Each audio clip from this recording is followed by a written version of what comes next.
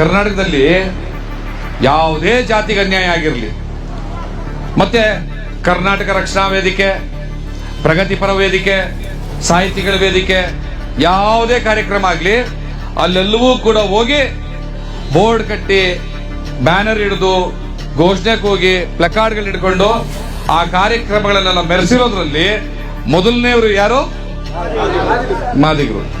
ಇವತ್ತು ಈ ಮಾದಿಗ ಸಮುದಾಯ ನನಗೆ ಅನ್ಯಾಯ ಆಗಿದೆ, ನನಗೆ ನ್ಯಾಯ ಕೊಡಿ ಅಂತ ರೋಡ್ಗೆ ಬಂದು ನಿಂತಿದೆ. ಈಗ ಬೇರೆಲ್ಲ ಜಾತಿಯವರು, ಬೇರೆಲ್ಲ ಸಮುದಾಯದವರು ಈ ಮಾದಿಗ ಸಮುದಾಯಕ್ಕಾಗಿರುವಂತಹ ಅನ್ಯಾಯದ ಪರವಾಗಿ ಧ್ವನಿ ಎತ್ತಬೇಕಲ್ವಾ? ಎತ್ತದೆ ಸುಮ್ಮನೆ ಇತ್ತು ಅಂತಂದ್ರೆ ನಮ್ಮ ಜಾತಿ ಪ್ರಶ್ನೆ ಅಲ್ಲ ಅದು ಅಂತಂದ್ರೆ ಮತ್ತೆ ನಾವ್ಯಾಕೆ ಇಷ್ಟು ವರ್ಷ ಈ ಎಲ್ಲ ಜಾತಿಗಳ ಪರವಾಗಿ ಹೋರಾಟ ಮಾಡಬೇಕಿತ್ತು? ಈ ಪ್ರಗತಿಪರ ಸಂಘಟನೆಗಳು ಅಂತಿದಾವಲ್ಲ, ಅವೆಲ್ಲ ಇವತ್ತು ನಮ್ಮ ಪರವಾಗಿ ಮಾತಾಡಲಿಲ್ಲ ಅಂದ್ರೆ ಇನ್ನು ಮುಂದೆ ಯಾವತ್ತಾದ್ರೂ ಇವ್ರು ಏನಾದ್ರೂ ಕಾರ್ಯಕ್ರಮ ಮಾಡಕ್ ಹೊರಟಾಗ ಅವ್ರನ್ನ ನೋಡ್ಬಿಟ್ಟು ನಕ್ಬಿಟ್ಟು ನೀವು ಮುಂದಕ್ಕೆ ಹೋಗ್ಬೇಕು. ಇವು ಕೆಲ್ಸಕ್ಕೆ ಬರೋದವು, ಇವು ನಮ್ಮನ್ನ ದುರುಪಯೋಗ ಮಾಡ್ಕೊಳಕ್ ಮಾತ್ರ ಕಲ್ತವೆ, ನಮಗ್ ಕಷ್ಟ ಅಂದಾಗ ಬರೋದಿಲ್ಲ. ಇವು ಆಡಳಿತ ಸರ್ಕಾರದ ಬಕೆಟ್ ಹಿಡ್ಕೊಂಡು ಅವ್ರನ್ನ ಓಲೈಸ್ಕೊಂಡು ಯಾವ್ದಾದ್ರು ನಿಗಮಗಳ ಮಂಡಳಿಗಳಲ್ಲೋ ಒಂದು ಸೀಟ್ ತಗೊಳಕ್ಕೆ ಲಾಯಕಾದವು. ಇವು ಕೆಲ್ಸಕ್ಕೆ ಬರಲ್ಲ ಅಂತ ಅವ್ರನ್ನ ನೋಡಿ ನಕ್ಕೊಂಡು ಮುಂದಕ್ಕೆ ಹೋಗ್ಬಿಡ್ಬೇಕು. ಅವ್ರ ಸವಾಸ ಮಾತ್ರ ಮಾಡಬಾರ್ದು. ಸಿದ್ದರಾಮಯ್ಯನ ಏನೋ 2ನೇ ಅಂಬೇಡ್ಕರ್ ಅಂತೆ. ನೀವು ಬಹಳ ಒಳ್ಳೆ ಹೋರಾಟಗಾರ, ಸಮುದಾಯದ ಪರವಾಗಿ ಬಹಳ ದೊಡ್ಡ ಧ್ವನಿಯನ್ನೆತ್ತುವಂತಹ ರಾಜಕಾರಣಿ ಇವತ್ತಿನ ದಿವಸಕ್ಕೆ ಯಾರಾದ್ರೂ ಇದ್ರೆ ಅದು ಆಂಜನೇಯ ಅವರೇ, ಬೇರೆ ಯಾರು ಇಲ್ಲ. ಯಾವ KH ಮುನಿಯಪ್ಪನೂ ಇಲ್ಲ, RB ತಿಮ್ಮಾಪುರ ಇಲ್ಲ, ಇನ್ಯಾವನೂ ಇಲ್ಲ. ಎಲ್ಲ ಅವಿವೇಕಿಗಳು, ಅಯೋಗ್ಯರು, ಬೂಟ್ ನೆಕ್ಕೋರು. ಆದ್ರೆ ಆಂಜನೇಯ ಅಂತ ಗುಣ ಇಲ್ಲ. ನಿಮ್ ಸಿದ್ದರಾಮಯ್ಯ ಕರ್ಕೊಂಡ್ಬಂದು ನಾವೇ ಸನ್ಮಾನ ಮಾಡ್ತೀವಿ. ಒಂದು ಬೆಳ್ಳಿ ಕಿರೀಟ ಕೊಡ್ತೀವಿ, ಕೈಗೊಂದು ಬೆಳ್ಳಿ ಖಡ್ಗ ಕೊಡ್ತೀವಿ, ಹಾರ ಹಾಕ್ತಿವಿ, ಶಾಲ್ ಹಾಕ್ತಿವಿ. ಗಿಂಬೇಡ್ಕರ್ ಅಂತ ಹೇಳಲ್ಲ. ಏನೋ ಇದ್ದಿದ್ರಾಗ ಒಂದು ಒಳ್ಳೆ ಕೆಲಸ ಮಾಡಿದ್ಯಪ್ಪ ಅಂತ ಅವ್ರಿಗೆ ಗೌರವ ಕೊಟ್ಟು ಕಳಿಸ್ತೀನಿ. ಅಂಬೇಡ್ಕರ್ ಅಂತ ಹೇಳುವಂತ ಏನೋ ಬುದ್ಧಿ ಭ್ರಮಣೆ ನನಗೂ ಆಗಿಲ್ಲ, ಯಾರಿಗೂ ಆಗಲೂಬಾರದು. ಜಾರಿ ಮಾಡದೆ ನಿಮ್ ಮನೆಗೆ ಬರ್ತಾರೆ, ಒಳಮೀಸಲಾತಿ ಹೋರಾಟ ಮಾಡೋಣ, ಕಾಂಗ್ರೆಸ್ ಕೊಟ್ಟು ಹಾಕೋಣ ಅಂತ. ಕಪ್ಪಾಳ ಕೊಡಿದ್ರೆ ನಿಮ್ 3 ಕಡೆ ತಿರುಗಿ ನೋಡಬಾರ್ದು. ಏನಮ್ಮ ಅಷ್ಟೇ. ಸಂತೆಬೆನ್ನೂರಿನ ಎಲ್ಲ ನನ್ನ ಬಂಧುಗಳೇ, ಜೈ ಭೀಮ್, ಜೈ ಮಾದಿಗ, ಜೈ ಜೈ ಮಾದಿಗ, ಜೈ ಮಾದಿಗ. ನೋಡಿ, ಅವ್ರು ಮಾದಿಗರು ಅಲ್ಲ, ಅವ್ರ ಕೈಯೂ ಇಲ್ಲ. ಪಕ್ಕದ ಕೂತಿರೋ ಅವ್ರ ಕೈಯೂ ಅಂತಲ್ಲ, ಮಿಕ್ಸ್ ಇರ್ಲಿ. ನಾವು ಇಡೀ ಊರಿಗೆ ಎಲ್ರಿಗೂ ಜೈ ಅಂದಿದ್ದೀವಿ. ಒಕ್ಕಲಿಗರಿಗೆ ತೊಂದರೆ ಆದಾಗ, ಬ್ರಾಹ್ಮಣರಿಗೆ ತೊಂದರೆ ಆದಾಗ, ಲಿಂಗಾಯತರಿಗೆ ತೊಂದರೆ ಆದಾಗ, ಬೇರೆ ಬೇರೆ ಸಣ್ಣ ಪುಟ್ಟ ಜಾತಿಗಳಿಗೆ ತೊಂದರೆ ಆದಾಗ ನಾವು ಹೋಗಿ ರೋಡ್ ನಿಂತಿದ್ದೀವಿ. ಅವ್ರೆಲ್ಲರೂ ಪರವಾಗಿ ನಾವು ಜೈ ಹೇಳಿದ್ದೀವಿ. ನಮ್ಗೊಂದು ದಿವಸ ಬೇರೆ ಜಾತಿಯವ್ರು ಜೈ ಹೇಳ್ಬಾರ್ದು? ಅವ್ರ ಋಣ ತೀರ್ಸೋದ್ ಬೇಡವಾ? ಹೇಳಿ, ಯಾರಾದ್ರೆ ಏನಂತೆ? ಜೈ ಮಾದಿಗ, ಜೈ ಜೈ ಮಾದಿಗ. ಕರ್ನಾಟಕದಲ್ಲಿ ಯಾವುದೇ ಜಾತಿಗೆ ಅನ್ಯಾಯ ಆಗಿರಲಿ, ಮತ್ತೆ ಕರ್ನಾಟಕ ರಕ್ಷಣಾ ವೇದಿಕೆ, ಪ್ರಗತಿಪರ ವೇದಿಕೆ, ಸಾಹಿತಿಗಳ ವೇದಿಕೆ, ಯಾವುದೇ ಕಾರ್ಯಕ್ರಮ ಆಗಲಿ ಅಲ್ಲೆಲ್ಲವೂ ಕೂಡ ಹೋಗಿ ಬೋರ್ಡ್ ಕಟ್ಟಿ ಬ್ಯಾನರ್ ಹಿಡಿದು ಘೋಷಣೆಗೆ ಹೋಗಿ ಪ್ಲಕಾರ್ಡ್ಗಳು ಹಿಡ್ಕೊಂಡು ಆ ಕಾರ್ಯಕ್ರಮಗಳನ್ನೆಲ್ಲ ಮೆರೆಸಿರೋದ್ರಲ್ಲಿ ಮೊದಲನೇವರು ಯಾರು? ಮಾದಿಗರು. ಇವತ್ತು ಈ ಮಾದಿಗ ಸಮುದಾಯ ನನಗೆ ಅನ್ಯಾಯ ಆಗಿದೆ, ನನಗೆ ನ್ಯಾಯ ಕೊಡಿ ಅಂತ ರೋಡ್ಗೆ ಬಂದು ನಿಂತಿದೆ. ಈಗ ಬೇರೆಲ್ಲ ಜಾತಿಯವರು, ಬೇರೆಲ್ಲ ಸಮುದಾಯದವರು ಈ ಮಾದಿಗ ಸಮುದಾಯಕ್ಕಾಗಿರುವಂತಹ ಅನ್ಯಾಯದ ಪರವಾಗಿ ಧ್ವನಿ ಎತ್ತಬೇಕಲ್ವಾ? ಎತ್ತದೆ ಸುಮ್ಮನೆ ಇತ್ತು ಅಂತಂದ್ರೆ ನಮ್ಮ ಜಾತಿ ಪ್ರಶ್ನೆ ಅಲ್ಲ ಅದು ಅಂತಂದ್ರೆ ಮತ್ತೆ ನಾವ್ಯಾಕೆ ಇಷ್ಟು ವರ್ಷ ಈ ಎಲ್ಲ ಜಾತಿಗಳ ಪರವಾಗಿ ಹೋರಾಟ ಮಾಡಬೇಕಿತ್ತು? ಈ ಪ್ರಗತಿಪರ ಸಂಘಟನೆಗಳು ಅಂತಿದಾವಲ್ಲ, ಅವೆಲ್ಲ ಇವತ್ತು ನಮ್ಮ ಪರವಾಗಿ ಮಾತಾಡಲಿಲ್ಲ ಅಂದ್ರೆ ಇನ್ನು ಮುಂದೆ ಯಾವತ್ತಾದ್ರೂ ಇವ್ರು ಏನಾದ್ರೂ ಕಾರ್ಯಕ್ರಮ ಮಾಡಕ್ ಹೊರಟಾಗ ಅವ್ರನ್ನ ನೋಡ್ಬಿಟ್ಟು ನಕ್ಬಿಟ್ಟು ನೀವು ಮುಂದಕ್ಕೆ ಹೋಗ್ಬೇಕು. ಇವು ಕೆಲ್ಸಕ್ಕೆ ಬರೋದವು, ಇವು ನಮ್ಮನ್ನ ದುರುಪಯೋಗ ಮಾಡ್ಕೊಳಕ್ ಮಾತ್ರ ಕಲ್ತವೆ, ನಮಗ್ ಕಷ್ಟ ಅಂದಾಗ ಬರೋದಿಲ್ಲ. ಇವು ಆಡಳಿತ ಸರ್ಕಾರದ ಬಕೆಟ್ ಹಿಡ್ಕೊಂಡು ಅವ್ರನ್ನ ಓಲೈಸ್ಕೊಂಡು ಯಾವ್ದಾದ್ರು ನಿಗಮಗಳ ಮಂಡಳಿಗಳಲ್ಲೋ ಒಂದು ಸೀಟ್ ತಗೊಳಕ್ಕೆ ಲಾಯಕಾದವು.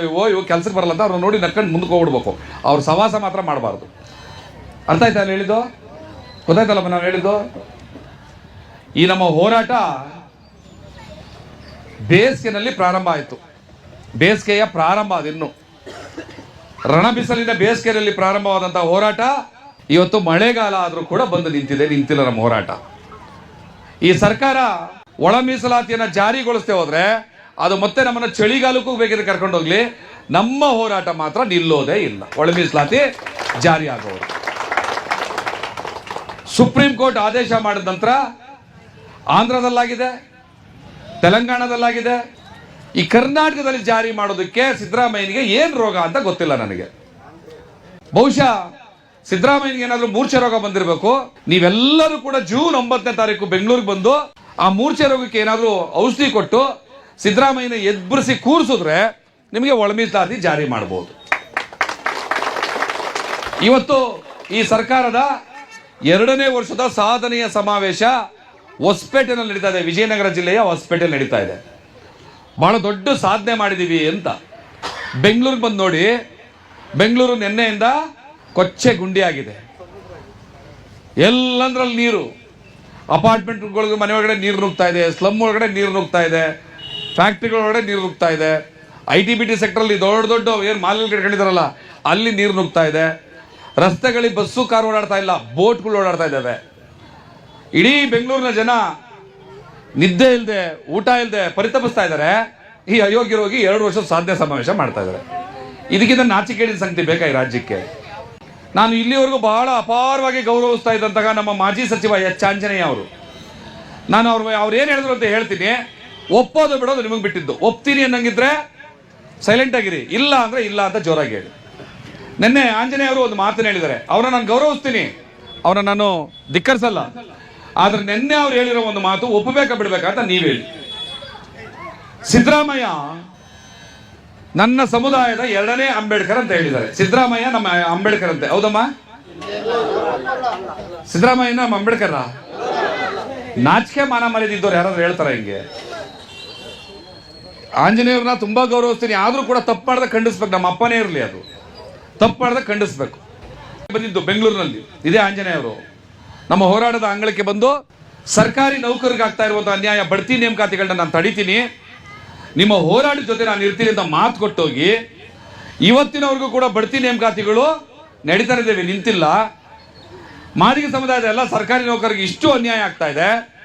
ನಾನು ಫೋನ್ ಮಾಡಿ ನೀವು ಅವತ್ತು ಮಾತು ಕೊಟ್ಟೋಗಿದ್ರಲ್ಲ, ಬಡ್ತಿಗಳು ನಿಂತಿಲ್ಲ, ಏನ್ ಮಾಡ್ತಾ ಇದ್ದೀರಿ ನೀವು? ಸರ್ಕಾರಕ್ಕೆ ಒತ್ತಾಯ ತಂದು ನಿಲ್ಲಿಸಬೇಕು ಅಥವಾ ನಮ್ಮ ಹೋರಾಟ ತಡೆಯುವಂತ ಪ್ರಯತ್ನ ಮಾಡಬಾರ್ದು ಅಂದ್ರೆ ನಾನು ಅಸಹಾಯಕನಾಗಿದ್ದೀನಿ, ನಾನು ಏನ್ ಮಾಡಲಿ? ಅವ್ರೇನೋ ಅಧಿಕಾರಿಗಳ ಜೊತೆ ಸರ್ಕಾರದವ್ರು ಕಮಿಟ್ ಮಾಡ್ಕೊಂಬಿಟ್ಟವ್ರಂತೆ. ಇದು ಎಚ್ ಆಂಜನೇಯ ಮತ್ತು ಇನ್ನೊಬ್ಬ ಒಳ ಮೀಸಲಾತಿ ಹೋರಾಟಗಾರರು ಹೇಳೋ ಮಾತು ಇದು. ಅಧಿಕಾರಿಗಳು ಕಳೆದ ಸಾರಿ ಚುನಾವಣೆಯಲ್ಲಿ ಇವರು IAS IPS ಅಧಿಕಾರಿಗಳು ಇರ್ತಾರಲ್ಲ, ಅವ್ರ ಹತ್ರ ಎಲ್ಲ ಕಾಂಗ್ರೆಸ್ನವರು ದುಡ್ಡು ತಗೊಂಡ್ಬಿಟ್ಟಿದಾರಂತೆ ಸಿಕ್ಕಾಪಟ್ಟೆ ಚುನಾವಣೆ ಖರ್ಚಿಗೆ. ಅದಕ್ಕೆ ಈಗ ಅದನ್ನು ವಾಪಸ್ ಕೊಡ್ಬೇಕಲ್ವಾ? ಅದಕ್ಕೆ ಪ್ರಮೋಷನ್ಗಳಲ್ಲಿ ದುಡ್ಡು ಮಾಡ್ಕೊಳ್ಳಿ ಹೇಳ್ಬಿಟ್ಟವ್ರಂತೆ ಆಫೀಸರ್ಸ್ಗೆ. ಈಗ ನಾವು ಆ ಪ್ರಮೋಷನ್ ಸ್ಟಾಪ್ ಮಾಡಿದ್ರೆ, ಬರೀ ಕೇವಲ ಮಾದಿಗರಿಗೆ ಅನ್ಯಾಯ ಆಗ್ತದೆ, ಪ್ರಮೋಷನ್ ಸ್ಟಾಪ್ ಮಾಡಿದ್ರೆ ಮುಂದಿನ ಚುನಾವಣೆಯಲ್ಲಿ ಈ ಆಫೀಸರ್ಸು ನಮಗೆ ಸಹಾಯ ಮಾಡಲ್ಲ, ಅದಕ್ಕೆ ಏನು ಮಾಡೋಕ್ಕಾಗಲ್ಲ, ಅದು ಮಾಡ್ಕೊಂಡ್ಬಿಡ್ಲಿ ಅಂತ ಆಂಜನೇಯನ್ಗೆ ಹೇಳ್ತಾರಂತೆ. ಈ ಆಂಜನೇಯ ನೇರವಾಗಿ ನನಗೆ ಮಾತಾಡಿರೋದು, ಏನು ಹಿಂದೆ ಮುಂದೆ ಅಲ್ಲ, ನೇರವಾಗಿ ನನಗೆ ಹೇಳಿ. ಈಗ ಹೇಳ್ತಾರಪ್ಪ, ಯಾರೋ ಕಮಿಟ್ಮೆಂಟ್ ಮಾಡ್ಕೊಂಬಿಟ್ಟವ್ರಂತೆ, ಓಲಿ ಬಿಡಿ, ಏನು ಮಾಡೋಕ್ಕಾಗ್ತದೆ, ಆಗೋಗ್ಬಿಡ್ಲಿ, ಮುಂದಿನ ಸಾರಿ ಏನು ಒಳ ಮೀಸಲಾತಿನ ಜಾರಿಗೊಳಿಸ್ಬಿಡೋಣ ಅಂತ. ಪ್ರಮೋಷನ್ ಎಲ್ಲ ಖಾಲಿ ಆದ್ಮೇಲೆ ಒಳ ಮೀಸಲಾತಿ ಏನು ಉಳಿದಿರ್ತದೆ? ನೀವು ಅಡುಗೆ ಮನೆಗೆ ತೆಂಗಿನಕಾಯಿ ತರ್ತಿರಲ್ಲವ, ಒಳಗಡೆ ತೆಂಗಿನಕಾಯಿ ಎತ್ಕೊಂಡು ಚಿಪ್ ಕೊಟ್ಟರೆ ಅಡುಗೆ ಮಾಡೋಕ್ಕಾಗ್ತದೆ ನಿಮಗೆ? ಹಂಗೆ ಬಡ್ತಿಗಳನ್ನೆಲ್ಲ ತುಂಬಿಬಿಟ್ಟು ಎಲ್ಲ ಉದ್ಯೋಗಗಳನ್ನೆಲ್ಲ ಮುಚ್ಚಾಕ್ಬಿಟ್ಟು ಒಳ ಮೀಸಲಾತಿ ಕೊಟ್ಟರೆ ಏನು ಮಾಡ್ತೀರಿ ತಗೊಂಡು ನೀವು? ಬೇಕಾದು ಬಡ್ತಿಯನ್ನ ರದ್ದು ಮಾಡಿ ಅನ್ನುವಂಥದ್ದು ನಮ್ಮ ಆಗ್ರಹ. ಪ್ರಮೋಷನ್ಗಳನ್ನ, ಒಳ ಮೀಸಲಾತಿ ಇಲ್ಲದೆ ಇರುವಂತಹ ಪ್ರಮೋಷನ್ಗಳನ್ನ ರದ್ದು ಮಾಡಿಸ್ರಿ ಆಂಜನೇಯ ಸ್ವಾಮಿ ಅಂತ ಹೇಳಿದ್ರೆ ಸಿದ್ದರಾಮಯ್ಯ ನನ್ನ ಏನೋ 2ನೇ ಅಂಬೇಡ್ಕರ್ ಅಂತೆ. ನೀವು ಬಹಳ ಒಳ್ಳೆ ಹೋರಾಟಗಾರ, ಸಮುದಾಯದ ಪರವಾಗಿ ಬಹಳ ದೊಡ್ಡ ಧ್ವನಿಯನ್ನೆತ್ತುವಂತಹ ರಾಜಕಾರಣಿ ಇವತ್ತಿನ ದಿವಸಕ್ಕೆ ಯಾರಾದ್ರೂ ಇದ್ರೆ ಅದು ಆಂಜನೇಯ ಅವರೇ, ಬೇರೆ ಯಾರು ಇಲ್ಲ. ಯಾವ KH ಮುನಿಯಪ್ಪನೂ ಇಲ್ಲ, RB ತಿಮ್ಮಾಪುರ ಇಲ್ಲ, ಇನ್ಯಾವನೂ ಇಲ್ಲ. ಎಲ್ಲ ಅವಿವೇಕಿಗಳು, ಅಯೋಗ್ಯರು, ಬೂಟ್ ನೆಕ್ಕೋರು. ಆದ್ರೆ ಆಂಜನೇಯ ಅಂತ ಗುಣ ಇಲ್ಲ. ಆದ್ರೆ ಇವತ್ತು ಯಾಕೆ ಇಷ್ಟು ತಳಮಟ್ಟಕ್ಕೆ ಒಬ್ಬ ಅಂಬೇಡ್ಕರ್ಗೆ ಸಿದ್ದರಾಮಯ್ಯನ ಹೋಲ್ಸೋ ಮಟ್ಟಕ್ಕೆ ಹೋಗಿ ಈ ಸಮುದಾಯಕ್ಕೆ ಅವಮಾನ ಮಾಡ್ತಾ ಇದ್ದಾರೆ? ಇವತ್ತೆಲ್ಲ ಇಡೀ ಕರ್ನಾಟಕದ ಬೇರೆ ಜಾತಿ ಸಮುದಾಯಗಳೆಲ್ಲ ಇವತ್ತು ಆಂಜನೇಯ ಮಾತಾಡಿದ ಮಾತಿಗೆ ಮಾದಿಗ ಸಮುದಾಯವನ್ನು ದೂಷಣೆ ಮಾಡ್ತಾರೆ. ಚೀತು ಮಾದಿಗರ ಯೋಗ್ಯತೆ ಇಷ್ಟೇ ಅಂತ ಬೈತಾರೆ. KH ಮುನಿಯಪ್ಪನ, RB ತಿಮ್ಮಾಪುರನ ಹೆಂಗೆ ಉಗಿತೀವಿ, ಬೂಟ್ ಲಿಕ್ಕರ್ಸ್ ಅಂತ ಹೇಳ್ತೀವಿ, ಕೆರಾವಲಿಯವರು ಬೂಟ್ ಪಾಲಿಶ್ ಮಾಡಿದ್ರು ಲಾಯಕ್ಕಿಲ್ಲ ಅಂತ ಬೈತೀವಿ. ಆ ಮಟ್ಟಕ್ಕೆ ಆಂಜನೇಯವ್ರನ್ನ ನಾವು ಅನ್ಕೊಳ್ಳೋದೇ ಇಲ್ಲ, ಯಾವತ್ತೂ ಅನ್ಕೊಳ್ಳಲ್ಲ. ಅವ್ರ ಬಗ್ಗೆ ತುಂಬಾ ದೊಡ್ಡ ಗೌರವ ಇದೆ. ಆದ್ರೆ ಇವತ್ತು ಅವ್ರ ಮಟ್ಟಕ್ಕೆ ಇಳಿಯುವಂತ ಕೆಲಸವನ್ನ ಮಾಡಕ್ ಹೋಗ್ಬೇಡಿ, ಕಾಂಗ್ರೆಸ್ ಅನ್ನ ಕಾಪಾಡಕ್ ಹೋಗಿ.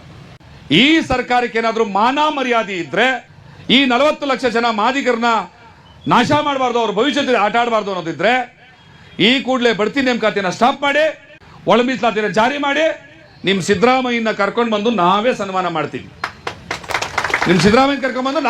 ಮಾಡ್ತೀವಿ. ಒಂದು ಬೆಳ್ಳಿ ಕಿರೀಟ ಕೊಡ್ತೀವಿ, ಕೈಗೊಂದು ಬೆಳ್ಳಿ ಖಡ್ಗ ಕೊಡ್ತೀವಿ, ಹಾರ ಹಾಕ್ತೀವಿ, ಶಾಲ್ ಹಾಕ್ತೀವಿ.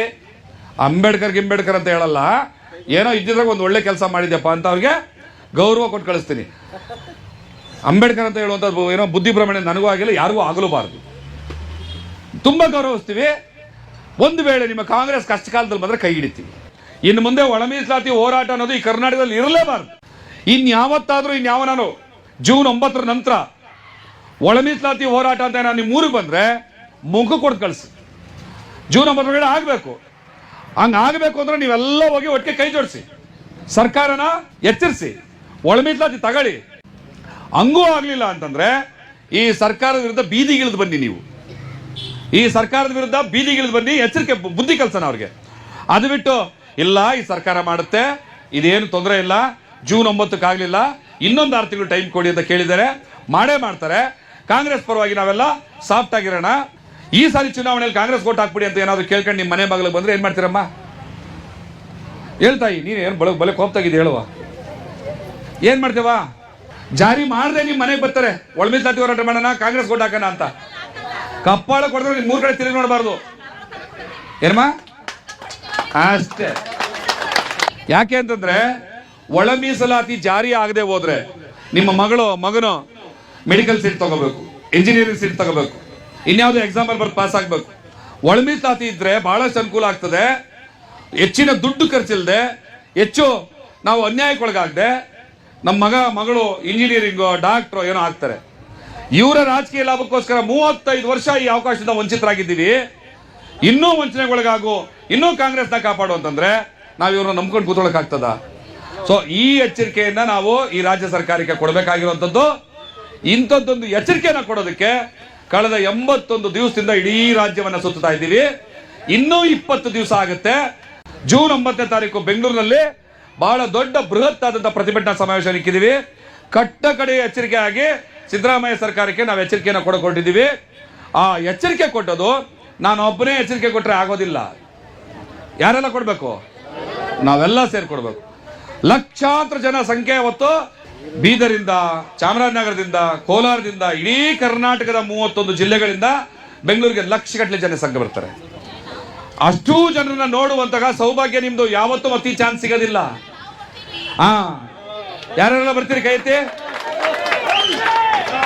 ಅತಿ ಹೆಚ್ಚಿನ ಸಂಖ್ಯೆಯಲ್ಲಿ ಸಂತೆಬೆನ್ನೂರಿನ ಹೆಣ್ಮಕ್ಳು ಬೆಂಗಳೂರಿಗೆ ಬರಬೇಕು, ಸಿದ್ದರಾಮಯ್ಯ ಹೇಳ್ಬೇಕು, ನಮ್ಮ ಹಕ್ಕನ್ನ ನಮಗೆ ಕೊಡಬೇಕು. ಇಲ್ಲ ಅಂದ್ರೆ ನಮ್ಮ ಮನೆಗೆ ಏನಾದ್ರು ಮತ್ತೆ ಓಟ್ ಕೇಳ್ಕೊಂಡ್ ಬಂದ್ರೆ ಗೊತ್ತಲ್ಲ, ಅದನ್ನ ನೀವು ಬೆಂಗಳೂರಲ್ಲಿ ಹೇಳ್ಬೇಕು. ಬರ್ತಿರಲ್ವಾ? ಜೈ ಮಾದಿಗ, ಜೈ ಜೈ ಮಾದಿಗ, ಜೈ ಮಾದಿಗ. Thank you.